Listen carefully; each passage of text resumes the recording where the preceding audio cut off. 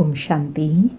आज प्यारे बाप दादा के 4 मई 2026 के अनमोल मधुर महावाक्य हैं। आज की मुरली के सार में बाबा ने श्रेष्ठ बनने का आधार बताया, निश्चय बुद्धि। बाबा कहे निश्चय बुद्धि हो, बाबा की हर आज्ञा पर चलते रहो तो श्रेष्ठ बन जाएंगे। और साथ में कहा कि जब तुम यहाँ बाप दादा के सामने बैठते हो तो सबको कहना है कि शिव बाबा को याद करो। बाबा कहे यहाँ सन्मुख बैठे कईयों का बुद्धि योग कहाँ कहाँ भटकता रहता है, इसलिए तुम्हारा फर्ज है सबको याद दिलाना। भाइयों बहनों, बाप को याद करो जिस बाप से वर्षा मिलता है। और अंडरलाइन कराते कहा कि तुम अभी सच्चे सच्चे भाई बहन बने हो, क्योंकि अभी बाप द्वारा सच्चे आत्मिक नाते की स्मृति आई है।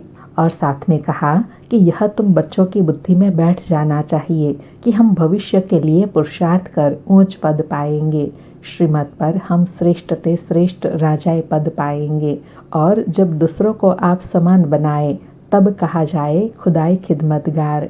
और साथ में कहा प्यार से समझाना है कि शिव बाबा को याद करो। शिव बाबा खुद कहते हैं कि माम एकम याद करो। शिव बाबा कल्याणकारी है और संग तोड़ एक संग जोड़ना है।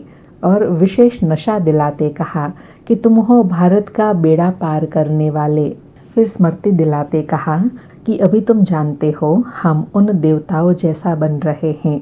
जन्म जन्मांतर हम देवताओं की महिमा गाते आए हैं। अब तुमको स्मृति आई है, हमको श्रीमत पर ऐसा बनना है, राजा स्थापन होनी है। बाबा कहे सब तो पूरी श्रीमत पर नहीं चलेंगे, आगे चलन अनुसार सबको साक्षात्कार होगा कौन किस पद को पाने लायक है। फिर पुरुषार्थ के लिए कहा कि अब बाप बच्चों को समझाते हैं, अब जल्दी जल्दी पुरुषार्थ करो, याद में रहो तो खाद निकल जाएंगी, तुमको यहाँ ही सतो प्रधान बनना है। फिर विशेष कहा कि तुमको सर्विस पर देख औरों को भी सर्विस का उमंग आएगा, हम भी क्यों न ऐसा पुरुषार्थ करें, ऐसे सर्विस करें।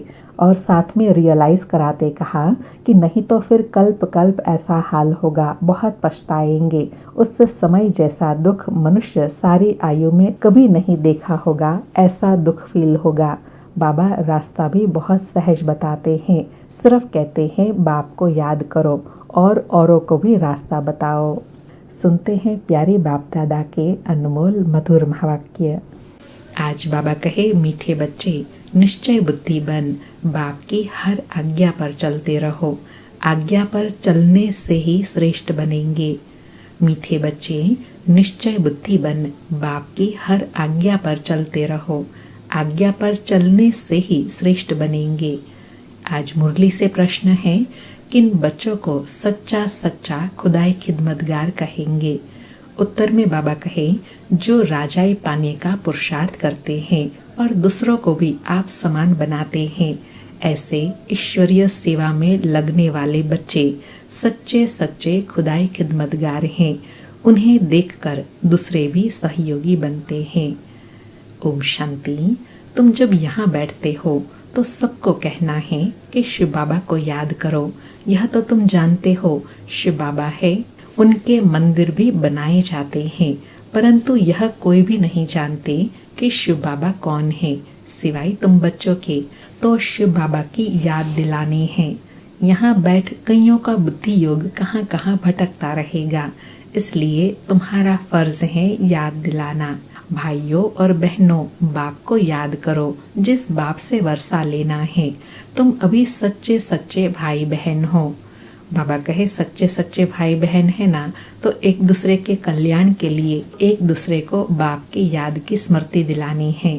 बाबा कहे वह तो सिर्फ मेल फीमेल के कारण भाई बहन कह देते हैं, लेक्चर्स में भी कहेंगे ब्रदर्स सिस्टर्स, वह है बहन भाई शरीर के नाते से। यहाँ वह बात नहीं।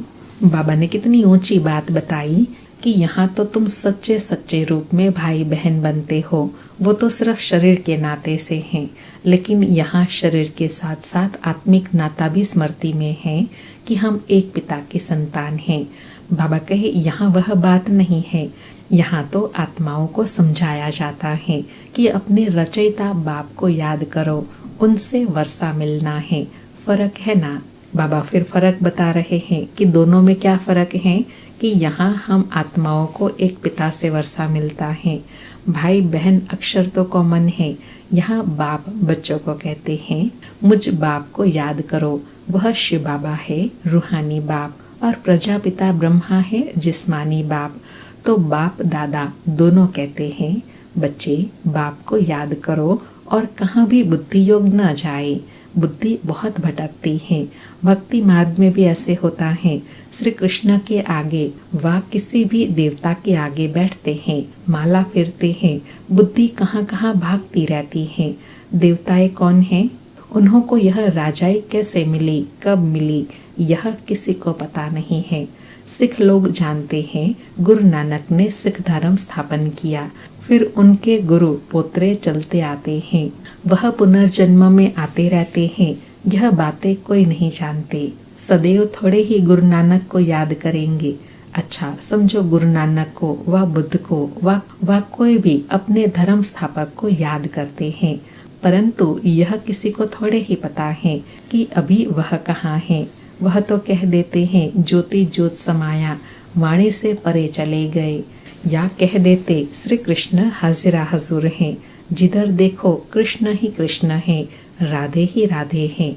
ऐसे कहते रहते हैं। बाप बैठ समझाते हैं, तुम भारतवासी देवता थे, तुम्हारी सूरत मनुष्य की, सीरत देवता की थी।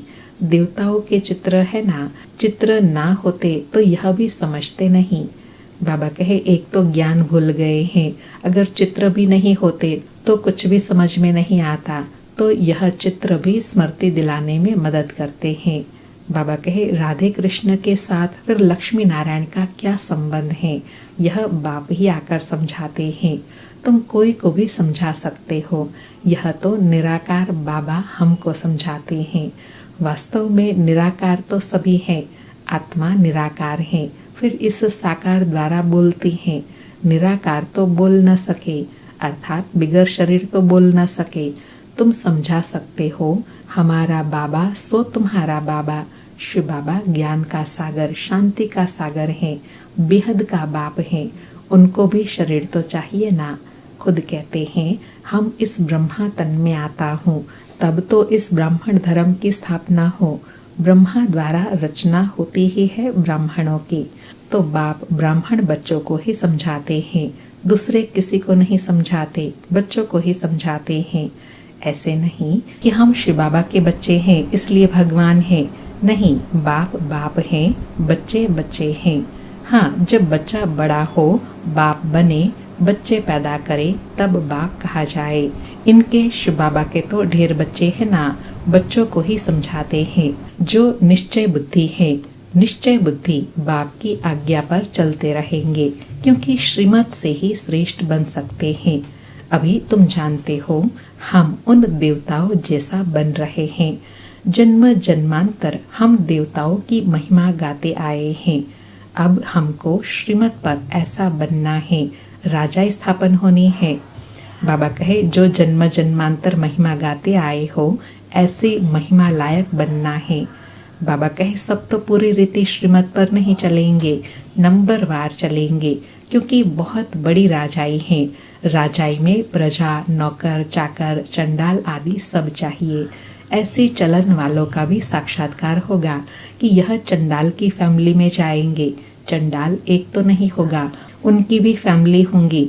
चंडाल लोगों की भी यूनिटी होती है, सब आपस में मिलते हैं। स्ट्राइक आदि करे तो सब काम छोड़ दे। सतयुग में तो ऐसी बातें होती नहीं। तुम्हारा एक चित्र भी है, जिस पर तुम पूछते हो कि क्या बनने चाहते हो। बैरिस्टर बनेंगे, देवता बनेंगे। तुम्हारी सारी राजधानी स्थापन हो रही है, कम थोड़े ही हैं। इसलिए बाबा कहे, सब नंबरवार हैं, क्योंकि पूरी राजधानी है। राजधानी में सब नंबरवार पद वाले होते हैं। बाबा कहे, बेहद का बाप बेहद की बातें बैठ समझाते हैं। यह बुद्धि में बैठ जाना चाहिए। हम भविष्य के लिए पुरुषार्थ कर ऊंच पद पाएंगे। श्रीमत पर हम श्रेष्ठ ते श्रेष्ठ राजाई पद पाएंगे, और दूसरों को फिर जब आप समान बनाएंगे, तब कहा जाए खुदाई खिदमतगार। किसी का कुछ भी छिपा नहीं रह सकता। आगे चल सब मालूम पड़ेगा। अर्थात जो जितना जैसा पुरुषार्थ करते हैं, वह सब प्रत्यक्ष दिखाई देगा, चाहे अच्छा बुरा कम ज्यादा। बाबा कहे इसको ही ज्ञान का प्रकाश कहा जाता है। रोशनी मिलती जाती है, मनुष्य को कुछ भी पता थोड़े ही पड़ता। बॉम्ब्स भी अंदर बनाते रहते हैं, कोई चीज रखने के लिए थोड़ी ही बनाई जाती है। पहले पहले तलवार से लड़ाई चलती है, फिर बंदूक बनाई काम में लाने के लिए, रखने के लिए नहीं। समझते भी हैं इससे मौत होगा, ट्रायल तो की है ना। बाबा कहे बॉम्ब्स की ट्रायल तो की है ना। कहाँ? हिरोशिमा में एक बॉम्ब से कितने मरे थे, उसके बाद देखो फिर कितनी उन्नति की है, कितने ढेर मकान बनाए हैं। अब ऐसा विनाश नहीं होगा जो हॉस्पिटल में पड़े रहे। हॉस्पिटल आदि तो रहेंगे ही नहीं, इसलिए अर्थक्वेक आदि इकट्ठी होंगी। कुदरती आपदाओं को कोई रोक नहीं सकता। बाबा एग्जाम्पल दे रहे हैं कि हिरोशिमा में तो एक बॉम्ब की ही बात थी, लेकिन अंत में तो पांचों तत्वों की हलचल होंगी, साथ में बॉम्ब आदि भी होंगे। ऐसे अंतिम दर्दनाक सीन के लिए अपने को स्ट्रॉन्ग बनाना है। बाबा कहते भी हैं सब ईश्वर के हाथ में है।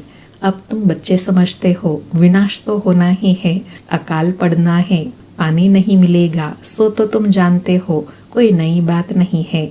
कल्प पहले भी ऐसे हुआ था, कल्प का ज्ञान तो कोई में है नहीं। कहते भी हैं क्राइस्ट से 3000 वर्ष पहले पैराडाइज था।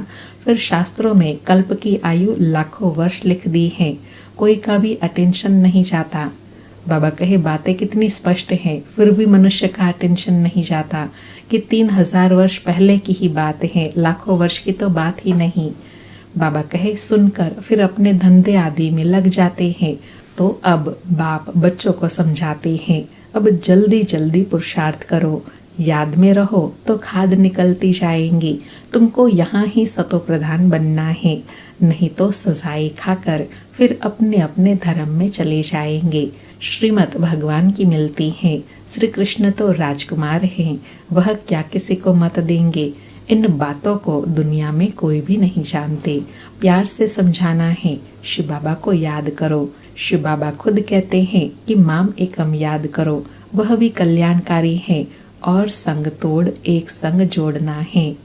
बाबा कहे कल्याण कब होगा? जब और संग तोड़ एक संग जोड़ेंगे। बाबा कहे तुम हो भारत का बेड़ा पार करने वाले। सत्यनारायण की कथा भी भारत में ही ताल्लुक रखती है, और धर्म वाले कभी सत्यनारायण की कथा नहीं सुनेंगे। यह सुनेंगे वह कौन सुनेंगे? जो नर से नारायण बनने वाले आदि सनातन देवी देवता धर्म वाले होंगे, वही अमर कथा सुनेंगे। अमर लोक में देवी देवता थे तो जरूर अमर लोक में अमर कथा से यह पद पाया होगा।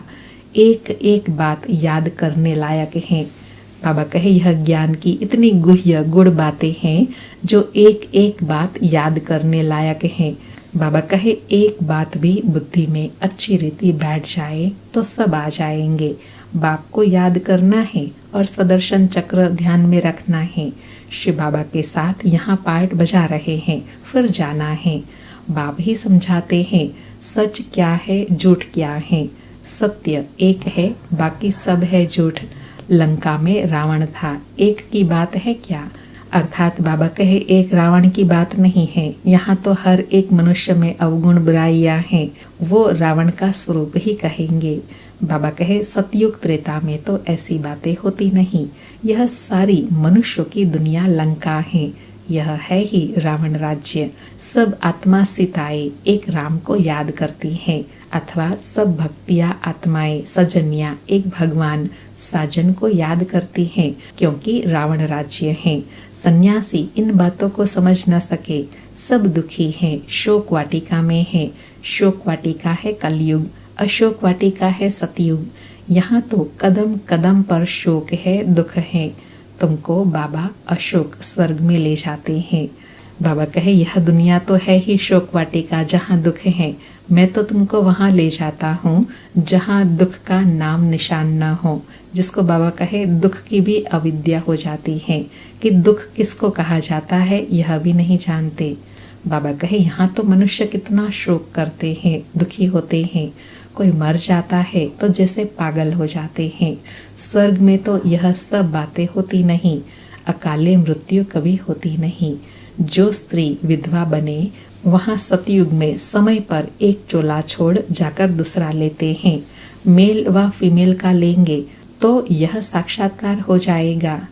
बाबा कहे यह भी साक्षात्कार हो जाएगा कि यह शरीर छोड़कर हम मेल का व फीमेल का किसका शरीर लेंगे, वो भी अनुभूति शरीर छोड़ने के पहले हो जाएंगी। इसलिए फिर दुख की तो कोई बात ही नहीं रही।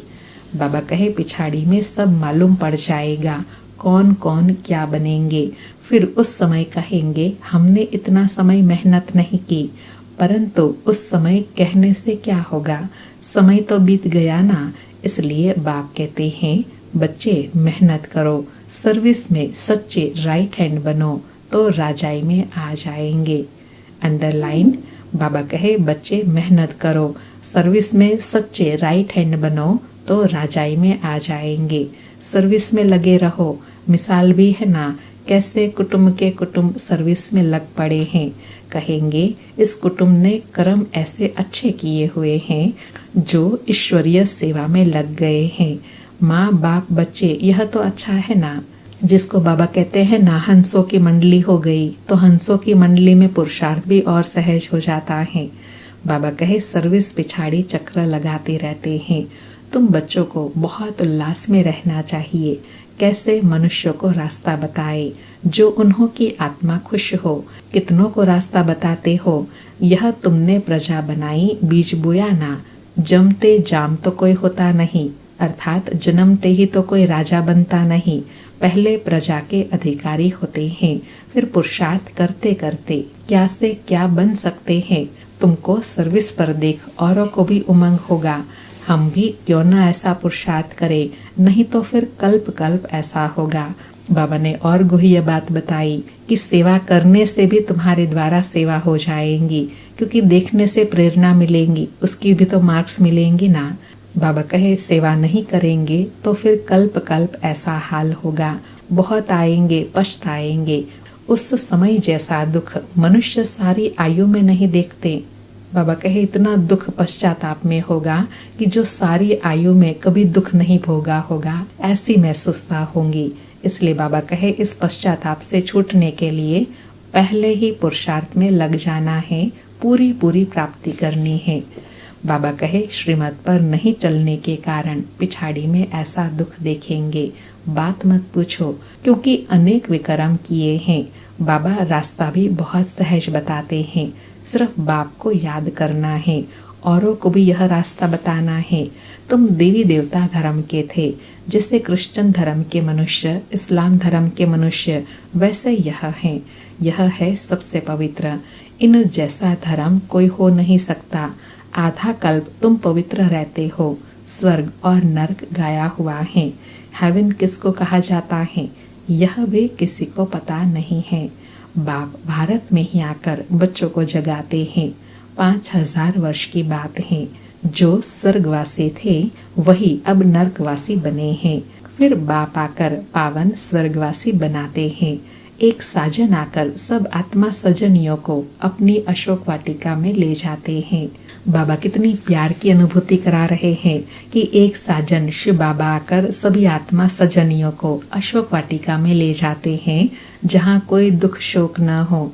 बाबा कहे तो पहले पहले सबको यह कहो कि बाप को याद करो, नहीं तो यहाँ बैठे बैठे बुद्धि कहाँ कहाँ भटकती रहती है। भक्ति मार्ग में भी यही हाल होता है। बाबा ब्रह्मा अनुभवी है ना। सबसे अच्छा धंधा जवाहरत का होता है। उसमें सच और झूठ को बड़ा मुश्किल समझते हैं। यहाँ भी सच छुपा हुआ है, झूठ ही झूठ चलता रहता है। यह भी ड्रामा में नोंद है। तुम जानते हो हम सब ड्रामा के एक्टर्स हैं। इनसे कोई भी निकल नहीं सकता, कोई भी मोक्ष को पा नहीं सकता। विवेक से काम लेना होता है। पार्ट में चलते ही जाते हैं, फिर कल्प बाद वही पार्ट रिपीट करेंगे। तुम देखेंगे कैसे मनुष्य मरते हैं, विनाश होना है, सब आत्माएं निर्वाण धाम में चली जाएंगी। यह बुद्धि में ज्ञान है। सर्विस पर लगे रहने से बहुतों का कल्याण होगा। सारा परिवार ही इस ज्ञान में लग जाए तो बड़ा वंडर हो जाए। बाबा कहे ऐसे अलौकिक ईश्वरीय फैमिली बन जाए तो वंडर कमाल हो जाए। अच्छा, मीठे मीठे सिकिलथे बच्चों प्रति माता पिता बाप दादा का याद प्यार और गुड मॉर्निंग। रूहानी बाप की रूहानी बच्चों को नमस्ते। हम रूहानी बच्चों की रूहानी माता पिता बाप दादा को याद प्यार गुड मॉर्निंग और नमस्ते नमस्ते। सारी मुरली से धारणा के लिए सार हैं। पहला पॉइंट, पिछाड़ी की दर्दनाक सीन से व दुखों से छूटने के लिए अभी से बाप की श्रीमत पर चलना है। आप समान बनाने की सेवा श्रीमत पर करनी है। दूसरा पॉइंट, सर्विस में बाप का राइट हैंड बनना है। आत्मा को खुश करने का रास्ता बताना है, सबका कल्याण करना है।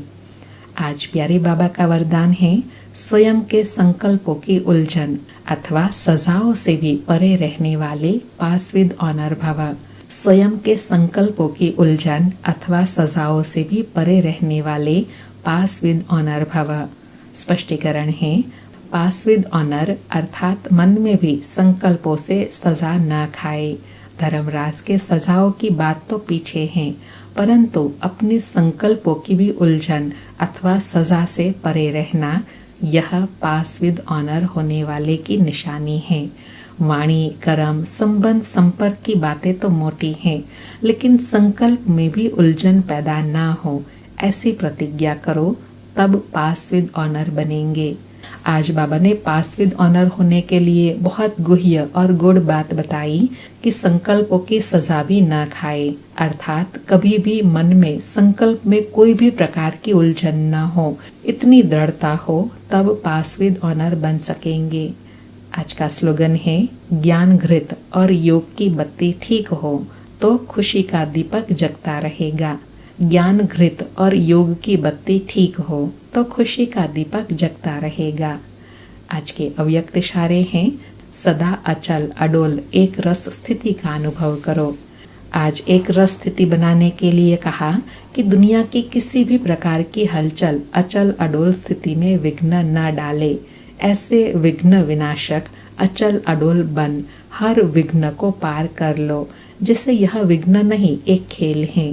पहाड़ राय के समान अनुभव हो, क्योंकि नॉलेजफुल आत्माएं पहले से ही जानती हैं कि यह सब तो आना ही है, होना ही है। आज बाबा ने अचल अडोल अवस्था बनाने के लिए कहा, नॉलेजफुल बनना है। कौन सी नॉलेज? कि ये जो परिस्थितियां है वह आनी ही है और होना ही है। तो इस स्मृति से विघ्न विनाशक के समान में स्थित रहना है। उससे कैसे भी कोई भी परिस्थिति आएंगी, पहाड़ भी राय समान अनुभव होगा। अच्छा, ओम शांति। शुक्रिया बाबा, शुक्रिया।